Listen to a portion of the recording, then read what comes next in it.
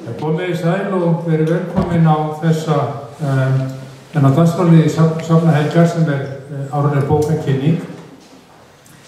Það hefur nú verið þannig að veðrið hefur aðeins strítt okkur eða Herjólfur, þannig að dagskrárliðir hafa færst úr stað.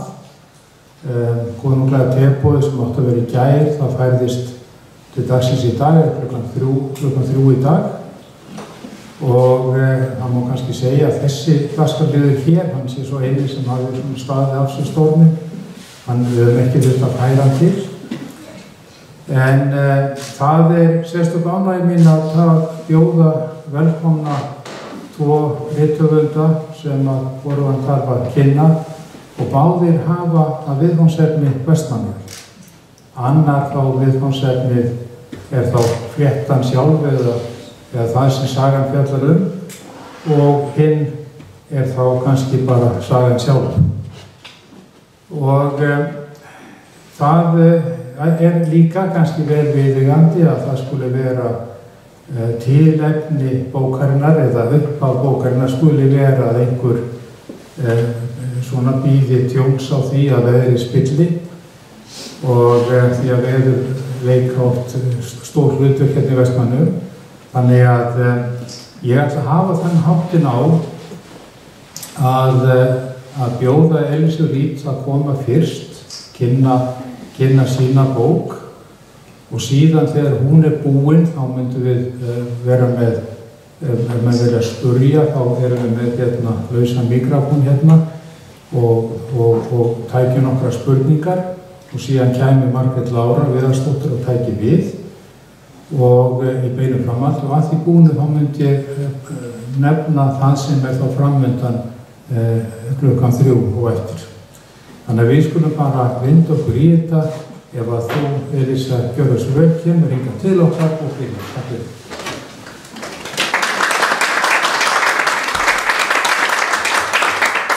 Takk fyrir Kári og góðan daginn alls sömur. Þetta mikið heiður fyrir mig að vera hér og ég mjög fegin að það ekki eins kalt og það var fyrr í vikunni. Ég var pínu stressuð að keyra yfir heiðina en það var bara ágætt í morgun.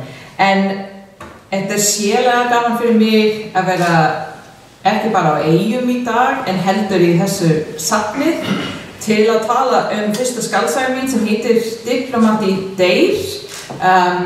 Ég skrifaði hana reyndar á ensku sem sjálfsögðu móðurmáli mitt.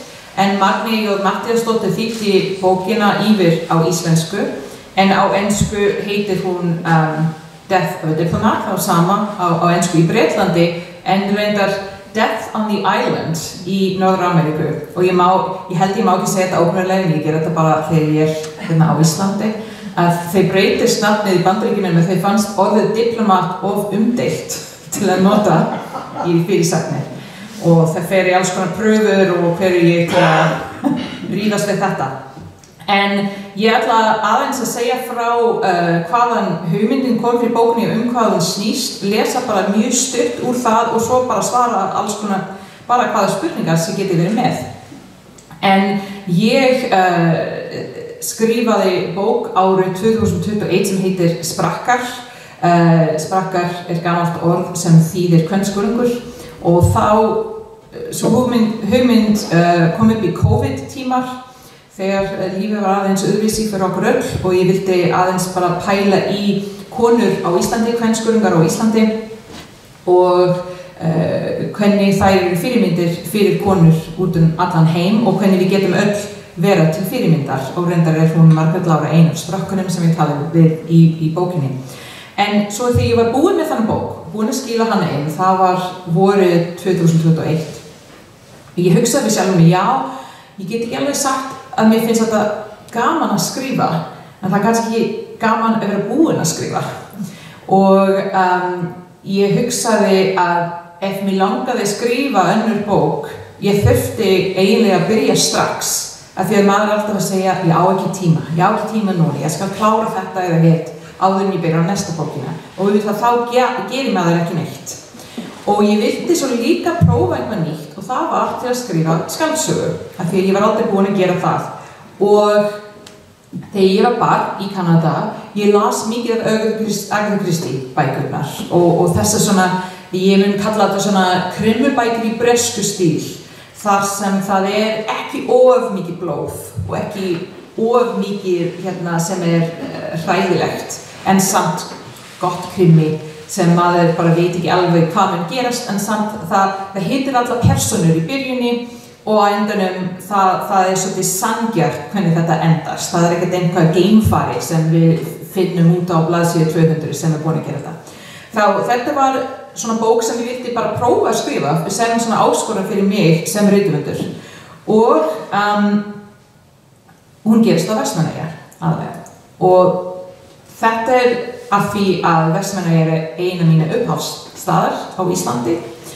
Líka praktíslega af því að það hægt að vera veðurtæft á eyjum af og til og það reyndar alltaf gott í krimmubækur að vera veðurtæft einhvers staðar og enginn kemur inn né út. Svo mér fannst sögueyjar af því að ég var að skrifa á ensku og ég get ekki sagt svona aðalega fyrir erlendar markaður, en ég vissi að ég var að skrifa bók fyrir fólk sem kannski varla þekkir Ísland og kannski hefur aldrei heyrt Vestmannaeyjar áður. Og mér fannst sögueyja getur spilast svolítið inn í bókinni eins og sérstaklega eldgosið, hvernig maður veit aldrei hvað liggir bara beint undir jörðina og hvernig það getur bara gjósa upp óvænt. Bókin snýst kanadíska sendiherrahjón og það að sjálfsögðu líka ég vissi að ég vildi skrifa bók sem gerist á Íslandi og bók samt með allavega nokkrar kanadísku personur út af því að ég þekkti hvernig að skrifa þetta sjónarmiði. Og þessa kanadíska sendiherran og konan hans og aðstoðarsendiherran og eiginmaður hennar að koma í opinber heimsókn til Vestmannaeyjabæjar, að hitta bæjarstjórinn, að hitta fiskvinnslustaðar af því að sendiherran vil gjarnan að þeir opna líka staðar í Kanada þá þeir reyna að efla viðskiptatengsl á milli landanna. Svo þau komin til að opna listasýning í minjasafn sem ég bjó til en basically þessa hús hér. Minjasafn og listasýning eftir kanadísk listakona sem bjó lengi á eyjum. Og svo þau líka með kanadísku rithöfundur sem vestur-íslendingur sem að reyna að klára næsta bókin hans og reyna að finna innblástur fyrir því. Og þau fer allan daginn, fara í safnið, sjá sýningin Tyrkjaræningin, því ég man svo vel þegar ég sá þetta fyrst hér, og svo önnur sýningar, þeir fara fiskvinnslustaður, þeir fer svo út að borða veitingastaður sem mjög lík slignum okkar hér, og eftir kvöldmaturinn, þeir öll að skála og þá deyr einhver. Og þetta gerist í byrjunni þegar ég ekki að segja of mikið. En þau allt í einu veðurtæft og þá þarf að reyna að finna út hvað gerist. En bókin svolítið óður minn bæði til Íslands og kannski sérstaklega til Eyjamenn og svo líka til þessa utanríkisþjónustu sem við sáum. Af því að mér fannst auðvitað ég ekki diplomati, en á meðan maðurinn minn var forseti Íslands, ég fékk þann heiður að fá að ferðast mikið með diplomatum. Bæði hér innanlands og líka erlendis og kynnast fólk sem vinnur í utanríkisstörfum hér fyrir Íslandi og svo líka hjá öðrum löndum. Og mér finnst þetta svolítið starf sem kannski fólk skilur ekki alltaf hvað gerist. Kannski fólk að hugsa þetta fólk sem að drekka kampavín allan daginn og fara í fína boð, en svo gerist ekki mikið meira. En ég vildi aðeins að útskýra fyrst hvernig þessar einstaklingar þetta svo gömul hefð að þjóðhöfðingi myndi senda sínu fulltrúa á önnur land til að efla þessa tengslanet á milli landana sem við erum ennþá að gera og hversu mikilvægt þessar persónulega tengsl í því. Og þetta var eitthvað sem ég vildi skoða líka. Svo kemur Vestmannaeyjar mikið til greina í sögunni og eitt sem ég stolt af að á ensku útgáfan af bókinni ég skrifaði þetta alltaf sem Vestmannaeyjar og ekki Westman Islands og það líka út af því að mér finnst ég reyndar þegar ég tala á ensku segja alltaf Westman Islands sem hefur verið mjög algengt en mér finnst persónulega þessi þróun Það sem við erum ekki lengur að fara á Jökulsárlón heldur Black Diamond Beach eða slíkt, eða við erum ekki að labba á Skólavörðustígur heldur Rainbow Street eða hvað þetta heitir, að ég vildi bara gera mitt lilla hlutir til að halda áfram með íslensku nöfnin.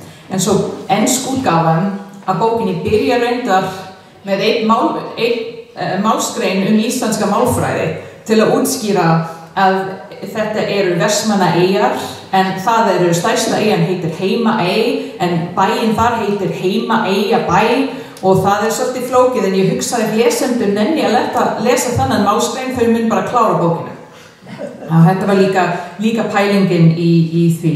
Þá hún mikið byggt, allavega heimurinn og umhverfið var ég byggja úr kannski mínu reynslu eða þekkingu eða áhugamálum, og svo maður auðvitað búa til alla personur bara úr lofti. Þá ef þið eru að sjá einhvern hér sem þið eru nokkur viss, þið kannast alveg hver þetta það rangt. Það engin alvöru sem hér, en ég alveg örugglega búin að nota einhverja nafn sem til annars staðar eða slíkt, og það alveg óvænt. En ég held það sem ég ætla að gera kannski að lesa fyrsta 2 blaðsíður úr bókinni fyrir ykkur, bara til að gefa ykkur smá séns, af því að hún gerist líka bara hér. Hún gerist líka í þessa safnið sem á þessum stað í bókinni. Og svo getum við líka bara svara alls konar spurningar og tala kannski aðeins hvað kemur næst í bókinni. En þetta bara inngangur af bókinni, reyndar gerist áður en aðalhlutur gerist í bókinni. Og aftur segja að það Magnea J. Matthíasdóttir sem var þýddi bókina á íslensku. Myrkrið gleypti veröld Kristjáns á sólbjörtum miðvikudegi. Áður en það gerðist var orðið bjart. Hrossagaukar kölluðust kátir á, hjuggu löngum nefjum í döggvott grasið og leituðu að feitum ormum. Leikskólabörn skrylltu að gleði í eltingaleik. Ferðamenn í gönguskóm rultu eftir gangstéttum bæjarins og kíktu í búðarglugga. Við inngang minja og bæjarskjalasafnsins feytti sumargólan laufurinn til og frá. Það maraði í möllinni undir fótum Kristjáns á leiðinni að safninu. Þegar hann var kominn inn, flýtti hann sér gegnum aðalandirið, fram hjá brúnum ljósmyndun af sjómunum snemma á 20. öld, þreytulegum og alvöru gefum á svip, svundurnar blettóttar af slóðri og blóði. Hann fann hann innst í andirinu. Líkið lá á hörðu steingólfinu með útbreidda arma. Látni maðurinn var í dýrum, þröngum gallabuxum, vönduðum brúnum götuskóm og aðsniðinni ljósbreiddi skyrtu. Ógirtri að hluta á efsta talan óhneppt svo að skein í hvítan ból. Farsími, börnum mín segja það sama sko. Farsími látnamannsins lá skammt frá honum með sprungin skjá. Hárið var enn jafn tilkomið mikið og í lífenda lífi, þykkt, liðað og grásprengt. Allt eins og áður, nema blettur fyrir ofan hægra eyrað, dökkur af skortnandi blóði. Stirðnaða andlitið var ótrúlega hrukkulaust þótt maðurinn væri miðaldra. Fallegt hökuskarð, fáeinir skeggbroddar. En nú voru augun brostin og bláar varirnar halvopnar eins og sálin hefði skilið við líkamann með undurléttu andvarpi. Það sem hafði gerst rétt fyrir dauðann hafði samt ekki verið sársaukalaust. Kristján horfði á líkið á gólfinu. Hann féll á hnén. Hann lagði vangann á kunnulegan bringuna, greip kalda hönd sem farin var að stiðna, hélt hana og strauk lofan með þumalfingri. Mátti hann gera þetta? Koma við lík? Sýna því ástarhót? Honum stóðu sama. Hann ætlaði að vera svona, þangað til einhver segði honum að hann mætti það ekki. Gjá opnaðist í hjarta hans.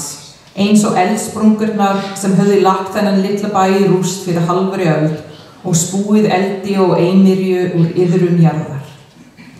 Og rétt eins og þær sprungur myndi gjáin innra með honum valda ómæltum skaða.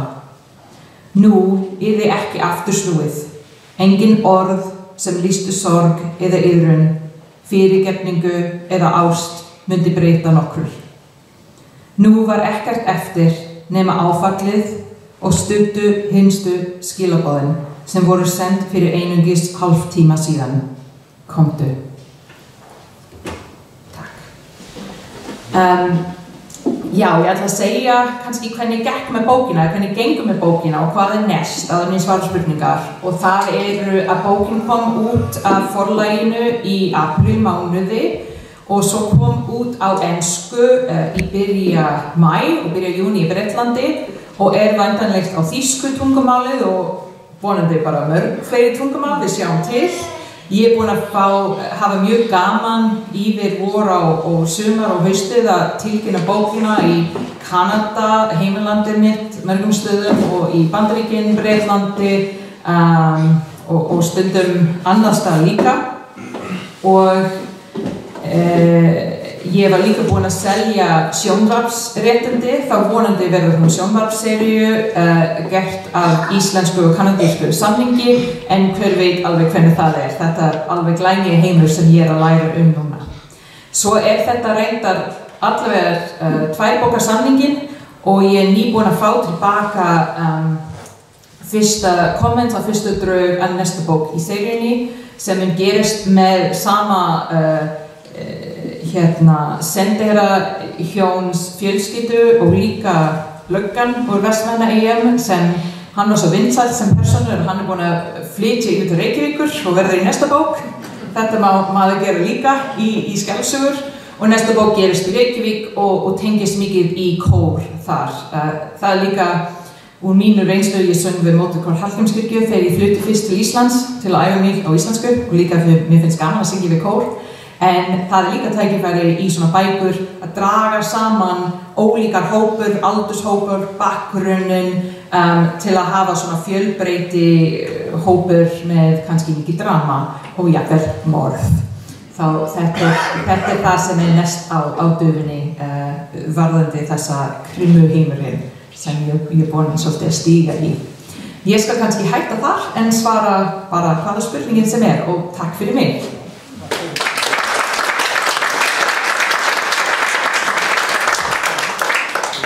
Nokkrar mínútur í spurningar núna og ég get byrjað þá kannski langar mig að spyrja þig að því nefndir seríu, seríu. Getur þú sagt okkur örlítið, þú veist að tala að þetta náttúrulega byrjunarreit, en hvað fyrir svona ramminn? Myndi þetta verið tekið og hérna segja okkur örlítið bara af þessu? Já, þetta heimur sem ég alveg kemur fjöllum, ef ég má orða þetta þannig og ég veit ekki alveg hvernig þetta virkar. En ég held að planið að þennan bók yrði svona 6 þáttar seríu sem þýðir sjálfsögðu það þarf að byggja miklu meira upp. Það þarf að bæta við auka persónur, auka svona sögulínar sem myndi gerast en aðal persónur það sama.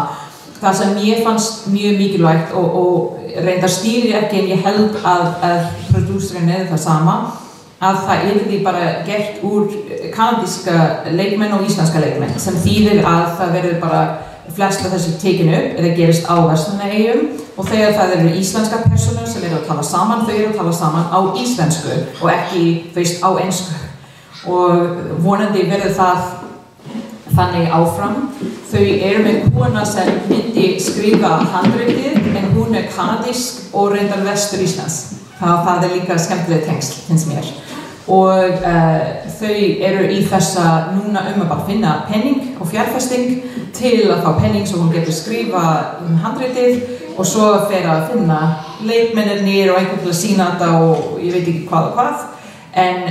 En svo vonandi eftir nokkur ár verður frumsýnt Diplomat í Deyr, eða hvað þetta heitir, og vonandi verður þá fleiri bækur sem að getur, ef þetta gengur vel, bara búið til næsta seríur úr. Eitthvað brennandi sem Svo getum við náttúrulega þegar við fáum kaffi. Það einn maður. Ásta Ómar. Þessu Ómar heiti ég og Þetta ekki mikrofónu. er búin að vera að fylgjast með þér, heyrðu ekki í mér? Já, jú. Þú varst sem sagt svona í hálfopinberri heimsókn á sjómannadeginum annarkost 21 eða 22, ég man það nú ekki. Já. Veðrið hefði mátt vera betra. Ég man eftir þér í skötuveislu, þú varst með ræðu dagsins og ég held þú hafi bara haft mjög gaman að því því að ég stýrði þá sjómannaútvarpsblaðinu og tók viðtal við þig. Það sem lýstir mikill ánægju inni með á töluna þráttir að það hefði mátt vera betra. Eru þessi dvölin þessa daga koma þeir einhvers staðar fram í bókin? Já, góð spurning. Ekkert nákvæmlega, en ég held að ég var að velja Vestmannaeyjar út af því að ég var hér svona oft og það líka því að krakkarnar finnst sundlaugin kannski besta sundlaugin landsins og það eitt sena í sundlaugin hér út af þetta. Það tala ekkert sjómannadegi enda sagan gerist í haust árum svona það í september en þá ég reyna að hugsa hvort það komið eitthvað annað sérstaklega frá þessum heimsóknum en ekki endilega beinlínis nema að ég vona að mínu reynslu bara almennt úr Eyjum og þessi svona glöggt að gests augaðs pæling eitthvað sem kemur fram og það til dæmis að bara sundlauga menningu almennt á Íslandi og sérstaklega útskýra þessa sundlaug hér. Ég var að segja þú veist, má ég hafa persónu að fara í sundlaugin þegar það svo mikið hvasst og óveðrið og svo hugsa ég, það alltaf fólk sem mæta í heitabotnin þó það mikið hvasst og sérstaklega hér af því að það bara svo, þú veist, það svona vara við með það og það vínbar sem búin að loka vínbarum held ég, það ekki rétt já, það var vínbar, ég hugsaði bara að persónu mín ofta drekka áfengi saman, ég þarf kannski að minnka það aðeins. Þetta svolítið erfitt að hugsa tækifæri það að fólk að hittast og það svo oft í bari eða slíkt en hvort það sé einhverja fleiri, ekkert sem dettur í hug en þetta var mjög, skemmtileg ferð og mikið heiður fyrir mig að vera bjóðin að halda þessa ræður á sjómannadeginu því þetta svo mikilvæg hátíð hér á Eyjum, þá mér fannst það bara mikið heiður að vera hér fyrir það. Svo höfum manni einu sinni tvisvar held ég eða einu sinni keypt í Puff and Run og Guðni minn gerir þetta árlega. Ég bara segi einu sinni og það nóg fyrir mig. Ég var að deila þessi 10 km með sonurinn okkar og ég var bara búið með því og það konur hér sem hlaupa mikið og svo sonurinn minn sem fer aldrei að hlaupa, hann var bara fannst það ekki neitt að hlaupa 5 km en ég fannst það sem ég myndi vel var líka þessa sýningun Tyrkjaræninginn hér og það þetta kannski minn svona erlendra upplifun en þegar ég var að sjá þessa myndskreiting svona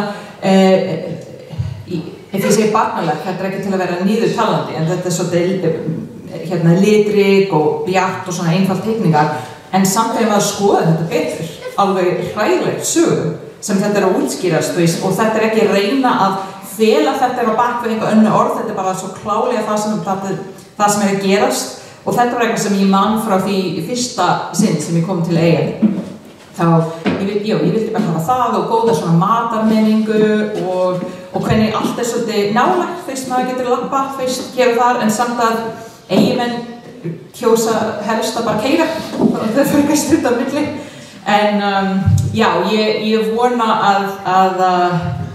að þið innfædd Eyjamenn finnst að ég var að gera þetta með bara ástríðu og virðingu fyrir ykkur þó það eflaust einhvað mistök sem eru þarna inni en það líka skaldsaga það má kannski hafa svona mistök